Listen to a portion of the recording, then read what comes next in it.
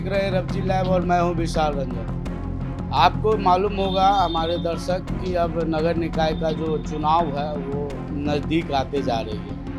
सरकार का जो काम है कई कयास लगाए जा रहे हैं कि चुनाव का डेट पंचायत चुनाव के तरह आगे बढ़ाया जाएगा, लेकिन नहीं, सरकार ने अपना जो भी डेटा था, डॉक्यूमेंटेशन का जो काम होते हैं उन्होंने करके चुनाव आयोग को सबमिट कर दिया है। कुछ ही दिनों के बाद चुनाव आयोग का भी जो आदेश होगा, निर्देश होगा कि अब चुनाव संपन्न करानी है।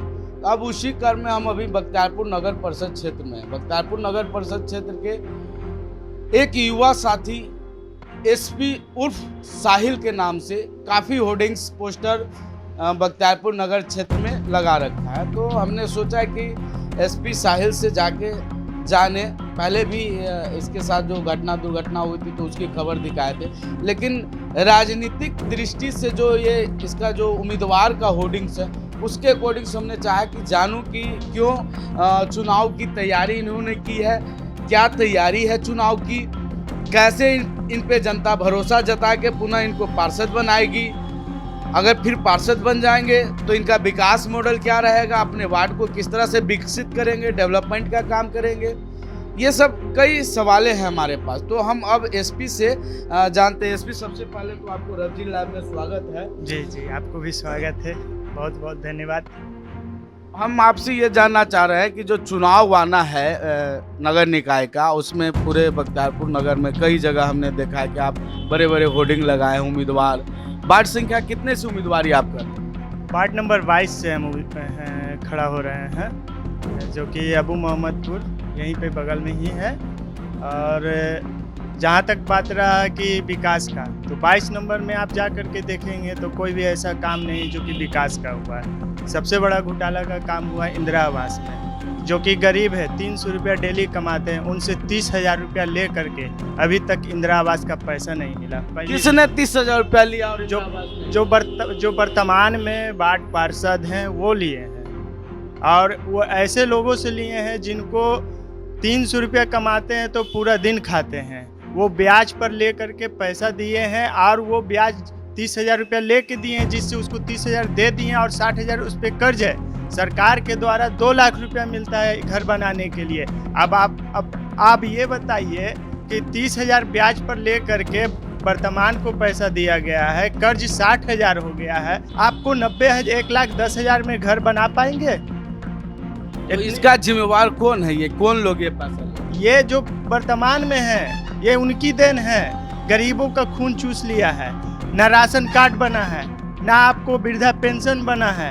सही से आपको कोई ऐसा काम दिखा दे वर्तमान जो कि पब्लिक उनसे खुश हो, कोई एक भी काम उन्होंने कोई भी एक ऐसा काम नहीं किया है। यहाँ तक कि 5 साल जीतने में मोबाइल कभी ऑन नहीं हुआ, बंद रहता है, और खोजने के बाद वो ताश के अड्डे पे मिलते हैं और बोलते क्या है कि हम तो अभी आ रहे हैं ब्लॉके से।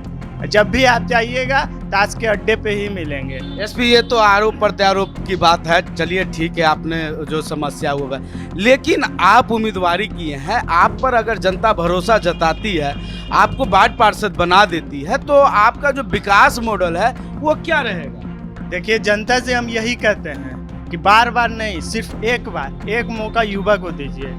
हम बार बार नहीं मांगते, सिर्फ एक बार मांगते हैं मौका। आपको हम घर बना के नहीं दे देंगे, आपको हम फॉर्च्यूनर नहीं दिला देंगे। आपका जो मेन मकसद है नाली साफ करना, नाली साफ होगा। दूसरा, इंदिरा आवास में जो भी हमसे होगा वो हम करवाएंगे। तीसरा, राशन कार्ड हम बनवाएंगे।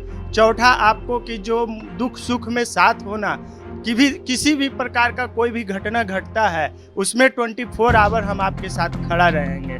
ये मेरा विकास का मुद्दा है, इस पे हम साथ हैं, जनता के साथ है। चौथी बात, आपको ये भी बता देना चाहते हैं कि गांव समाज में ऐसे वर्ग के भी लोग हैं जिनके बच्चियों का शादी होता है, जो असक्षम है, उनके साथ पूरा नहीं किया जा सकता, उनके साथ हम खड़ा हैं। चाहे पैसा से हो, चाहे उनमें राशन से हो, चाहे उनमें पंडाल से हो, या सामान देने की ही से हो, ये सारी परिस्थितियों में हम उनके साथ खड़ा हैं। तो शिक्षा और स्वास्थ्य के लिए क्या कुछ करेंगे? शिक्षा और स्वास्थ्य के लिए, देखिए, स्वास्थ्य के लिए तो बोले आपको पहले भी कि जहाँ तक सुख दुख का मतलब हो गया, कोई भी ऐसा घटना घट जाता है, आप जा करके पता कर लीजिए कि एक बार कॉल आता है, हम साथ में खड़ा होकर के रहते हैं और जब तक प्रॉब्लम खत्म नहीं होता है हम वहाँ से हटते नहीं हैं। चाहे किसी भी प्रकार का घटना होता है तो हम वहाँ तुरंत स्पॉट पर पहुँचते हैं और जो हमसे सहायता होता है, 1000 का हो, 500 का हो, 2000 का हो, 3000 का हो, वो सारी मदद हम अपने आप में जहाँ से हमसे होता है हम करते हैं। ये ना कि हम किसी से ले करके या किसी सरकार के फंड के द्वारा, जो कि वर्तमान में सरकार का फंड आता भी है तो रख लेते हैं, लेकिन हम अपने पॉकेट से दे करके उनको उन मुसीबतों के साथ खड़ा रहते हैं। आपके माध्यम से जो वार्ड नंबर 22 के नागरिक हैं उनको क्या कुछ कहेंगे? कहना यही है कि देखिए, आपने जब से नगर परिषद नगर निगम बना है आपने सबको मौका दिया है। आप एक बार अपने बेटा को, अपने पोता को, अपने भाई को, बार बार नहीं, ये सरकारी नौकरी नहीं है कि आप जीत जाइएगा तो 50-60 साल के लिए परमानेंट हो जाएगा। नहीं, ये सोच गलत है। आप 5 साल के लिए एक बार मौका दे के देखिए, विकास नहीं होगा, आप हमें जो वर्तमान है उससे भी हालत हम खराब करके हमको भगा दीजिएगा। तो आपने देखा कि बहुत ही बखूबी तरीके से जो वार्ड संख्या 22 का जो वार्ड पार्षद उम्मीदवार हैं एसपी कुमार उर्फ साहिल, जो जनता के साथ और विकास मॉडल की हर बात इन्होंने बताया है और हमारे चैनल रब्जी लाइव के माध्यम से भी उन्होंने जनता से भी अपील की है। जो हमारे खबरें में आप देखेंगे, तमाम खबरों के साथ बने रहें रब्जी लाइव के साथ। बख्तियारपुर से जय हिंद।